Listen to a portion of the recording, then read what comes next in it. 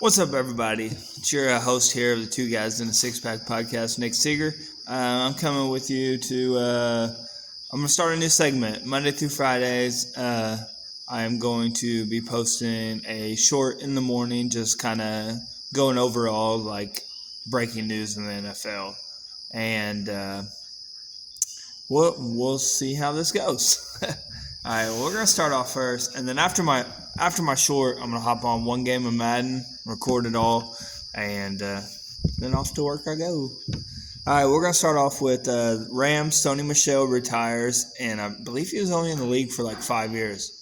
He retired, but not even 24 hours later, the Rams signed Royce Freeman.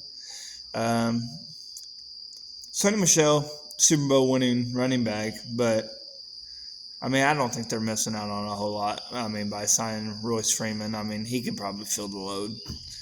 And then on to our next topic. Joe Burrow injures his calf, and he's expected to miss a couple weeks, but he's expected to be back by week 1. They say he injured his calf, but don't say what type of injury he has. It never came out and said what his injury was. And it didn't look good, I can tell you that much. He couldn't put weight on it, but apparently he's going to be back for week 1, so we'll see how that goes. And the big news out of Colts training camp. My guy, Jonathan Taylor, has officially requested his trade. So it started off, about April. Jonathan Taylor's like, hey, I signed a contract for 4 years. I feel obligated to fulfill my 4-year contract with the Indianapolis Colts. I got shit to prove, basically, is what he was saying. And then he signs his agent. Never seen this agent. Don't really know who this agent is, but he sounds like a real winner. Anyways, so I guess his agent starts putting in his money. Hey, you're the best running back in the league. You deserve to be paid. So back and forth with Jim Irsay and Jonathan Taylor. Jim Irsay talks about the CBA and how running backs aren't getting paid and everything, and how they can be replaceable. And his agent's like, whoa, you won't have controversy with your running backs if you just pay them. And then it just starts back and forth dispute. And now the trade request is on. And then it comes back to Irsay, and Irsay's like, well, we're not trading you, so I don't know what you want me to do, because we're not trading you. And Jim Irsay is probably damn near a billionaire by now. He has the money to make Jonathan Taylor's life a living hell. Jonathan Taylor wants to request a trade and don't want to play for the Indianapolis Colts. Jim Irsay, you're under contract this year. You want to sit and make your $4 million? Sit. Jim Irsay franchise you next year for 10 years. You want to sit that too? Sit and only make $10 million?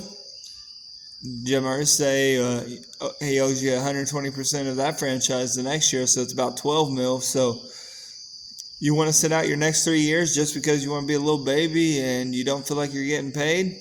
You just wasted 3 years of your career. I don't really think Jim Irsay gives a fuck.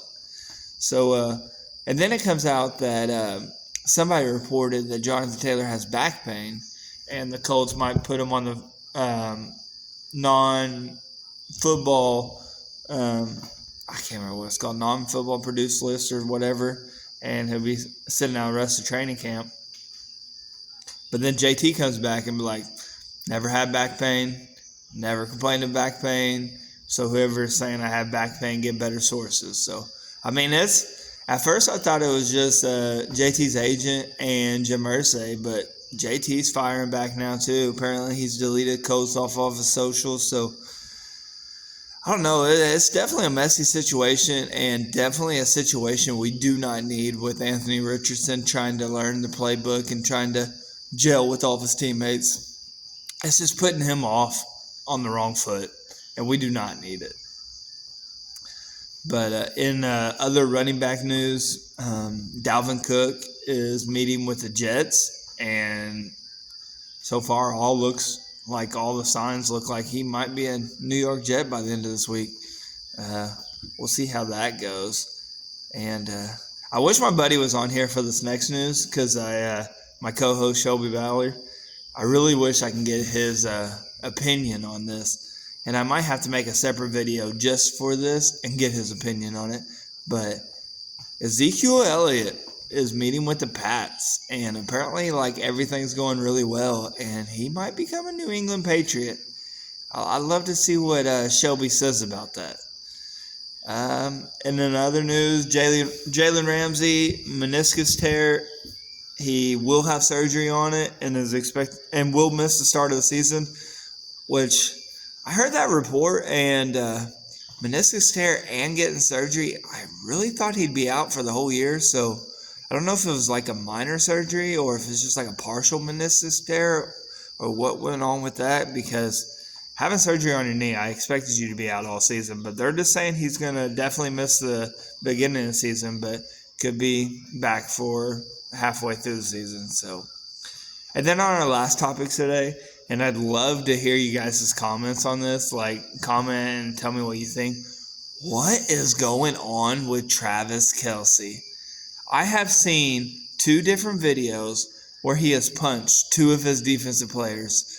And it's just petty shit. Like he catches a ball, and it's really close to the play being over, but a defensive player tried to put his arm in there, just poke the ball up. That makes Travis Kelce better. Learn how to hold on the ball. He does a good job, but I mean, if you're gonna constantly have people poking at the ball, so and then he just flips. I hate to accuse somebody of PED users, but dude, that guy might need to be tested. He has a short fuse. Are we talking about roid rage or what? But then there was another one where he caught the ball in the back of the end zone, and the dude stuck his arm in there right at the end of the play too, and pop, and punched him right in the helmet. What's your deal, man? I like Travis Kelce, and I understand fights in training camps happens, but man, you can't be fighting your own teammate, especially twice in 2 days. That's just unprofessional. But that's all I got for the day one of these NFL breaking news. Well, not really breaking news. NFL headliners for my first episode. So Monday through Friday, I'll be going on here. Depending on my work schedule, I'm gonna try to get them in every morning.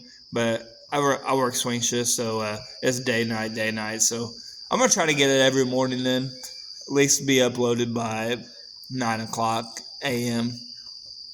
So that's it. I am going to readjust myself, play one game